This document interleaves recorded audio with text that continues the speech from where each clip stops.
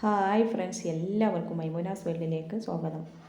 അപ്പോൾ ഇന്ന് നമുക്ക് നല്ല ടേസ്റ്റി ആയിട്ടുള്ളൊരു ബീഫ് കറി എങ്ങനെ തയ്യാറാക്കാമെന്ന് നോക്കാം. അതിനുവേണ്ടി ഞാനിവിടെ 1 കിലോ ബീഫ് കട്ട് ചെയ്ത് നന്നായിട്ട് തന്നെ കഴുകിയെടുത്തിട്ടുണ്ട്. ഇനി നമുക്ക് അതൊരു കുക്കറിലേക്ക് ഇട്ട് കൊടുക്കാം. ഇനി ഒരു 2 സവാള കട്ട് ചെയ്തതും കൂടെ ചേർത്ത് കൊടുക്കുന്നുണ്ട്.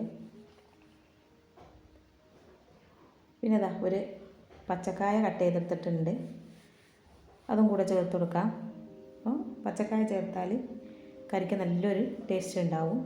പിന്നെ നമ്മൾ ചതച്ച് വെച്ച വെളുത്തുള്ളി ഇഞ്ചി ചേർത്ത് കൊടുക്കാം. പിന്നെ അതിലേക്ക് ഞാൻ 1 ടീസ്പൂൺ പെരിഞ്ജീരകപ്പൊടി ചേർത്ത് കൊടുക്കുന്നുണ്ട്. പിന്നെ വളരെ കുറച്ച് മുളക് പൊടി. പിന്നെ നമുക്കിതിലേക്ക് കുരുമുളക് പൊടിയൊക്കെ ചേർക്കേണ്ടതുണ്ട്, അതുകൊണ്ട് തന്നെ വളരെ കുറച്ച് മുളക് പൊടി ചേർത്താൽ മതിയാകും. പിന്നെ പാകത്തിന് മഞ്ഞൾപ്പൊടിയും ഉപ്പും കൂടെ ചേർത്തിട്ട് നന്നായി ഒന്ന് മിക്സ് ചെയ്തെടുക്കാം. ഇതൊരു സ്പൂൺ വെച്ചിട്ട് നന്നായി ഇതൊന്ന് മിക്സ് ചെയ്തെടുക്കുന്നുണ്ട്. ഇനി നമുക്കതിലേക്ക് ഒരു 2 തണ്ട് കറിവേപ്പില ചേർത്ത് കൊടുക്കാം. ഇനി വളരെ കുറച്ച് വെള്ളം കൂടെ ചേർത്ത് നന്നായിട്ടൊന്ന് മിക്സ് ചെയ്ത് ബീഫ് നമുക്കൊന്ന് വേവിച്ചെടുക്കാം.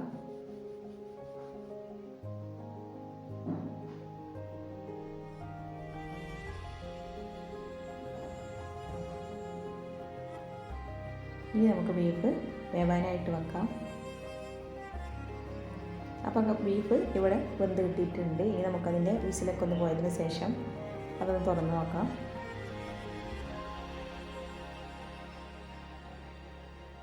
അപ്പോൾ നമ്മുടെ ബീഫൊക്കെ ഇവിടെ നന്നായിട്ട് തന്നെ വെന്ത് കിട്ടിയിട്ടുണ്ട്.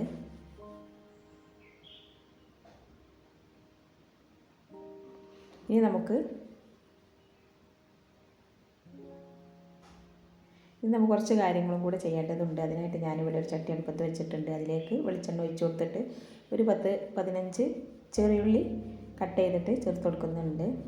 പിന്നെ അതിലേക്ക് ചേർത്തത് ഒരു ചെറിയ കഷ്ണം പട്ടയും ഒരു 2 ഏലക്ക കൂടിയാണ്. ഇതെല്ലാം കൂടെ നന്നായിട്ടൊന്ന് വഴറ്റിയെടുക്കണം.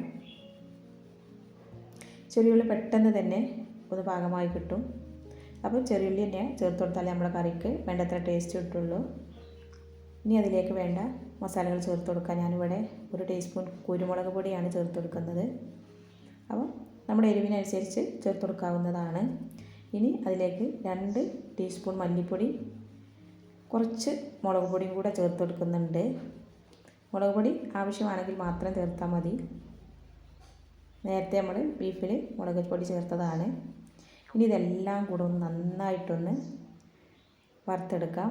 ലോ ഫ്ലെയിമിൽ വെച്ചിട്ട് വേണം പൊടികളെല്ലാം വറുത്തെടുക്കാനായിട്ട്, അല്ലെങ്കിൽ കരിഞ്ഞു പോകാതെ നോക്കണം. ഇനി ഇത് നല്ലൊരു സ്മെല്ല് വരുന്നത് വരെ ഒന്ന് ഇളക്കി കൊടുക്കണം.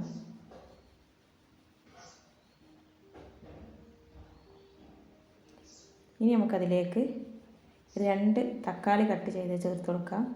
അപ്പോൾ നമ്മൾ പൊടികളെല്ലാം ഒന്ന് വറുത്തെടുത്തതിന് ശേഷം മാത്രമേ തക്കാളി ചേർക്കാവൂ, എന്നാലേ നമ്മൾ കറിക്ക് ആ ടേസ്റ്റ് കിട്ടുള്ളൂ. ഫസ്റ്റിൽ തന്നെ തക്കാളി ചേർത്തിട്ട് അതിലേക്ക് പൊടികൾ ചേർത്ത് കൊടുക്കരുത്. നമ്മളിങ്ങനെ ചേർക്കുമ്പോഴേ കറികൾക്ക് ആ ടേസ്റ്റ് കിട്ടുള്ളൂ. ഇനി നന്നായി ഇളക്കി തക്കാളിയൊക്കെ ഒന്ന് നന്നായിട്ടൊന്ന് വേവിച്ചെടുക്കാം. അപ്പോൾ തക്കാളിയൊക്കെ ഇവിടെ നന്നായി തന്നെ വെന്ത് ഉടഞ്ഞു വന്നിട്ടുണ്ട്. ഇനി നമുക്ക് നമ്മൾ വേവിച്ച് വെച്ച ബീഫ് ഇതിലേക്ക് ചേർത്ത് കൊടുക്കാം.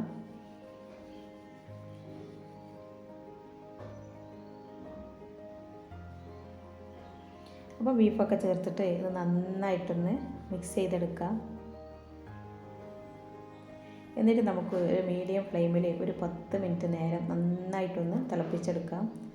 നമ്മുടെ ബീഫും മസാലകളൊക്കെ നന്നായിട്ടൊന്ന് പിടിച്ചു വരുന്നതിന് വേണ്ടിയിട്ടാണ്. പിന്നെ കറി നമുക്ക് നമ്മുടെ ആവശ്യത്തിനനുസരിച്ച് വെള്ളം ചേർത്ത് കൊടുക്കാം.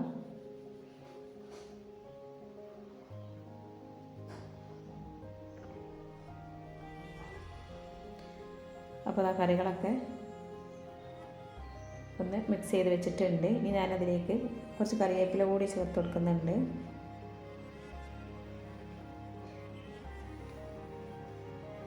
ഇനി നന്നായി ഒന്ന് തിളച്ച് കറിയൊക്കെ ഒന്ന് കുറുകി വരുന്നത് വരെ നമുക്കൊന്ന് വെയിറ്റ് ചെയ്യാം.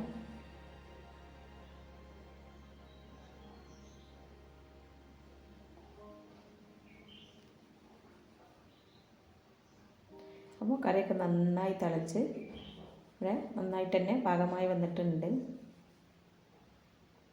എണ്ണയൊക്കെ തെളിഞ്ഞ് കിട്ടിയിട്ടുണ്ട്. കറിയൊക്കെ ഒന്ന് കുറുകി നല്ല രീതിക്ക് തന്നെ നമുക്ക് കിട്ടിയിട്ടുണ്ട്. അപ്പോൾ എല്ലാവരും ഒന്ന് ട്രൈ ചെയ്ത് നോക്കണം. നല്ല ടേസ്റ്റി ആയിട്ടുള്ളൊരു ബീഫ് കറിയാണ്. ഇനി നമ്മുടെ വീഡിയോ ഇഷ്ടമായാൽ ലൈക്ക് ചെയ്യാനും ഷെയർ ചെയ്യാനും മറക്കരുത്. കൂടെ സബ്സ്ക്രൈബും കൂടെ ഒന്ന് ചെയ്ത് സപ്പോർട്ട് ചെയ്യണേ. അപ്പോൾ നമ്മുടെ വീഡിയോ ഇന്ന് ഇത്രയൊക്കെ ഉള്ളൂ. വീണ്ടും കാണുന്നത് വരെ എല്ലാവർക്കും ബായ്.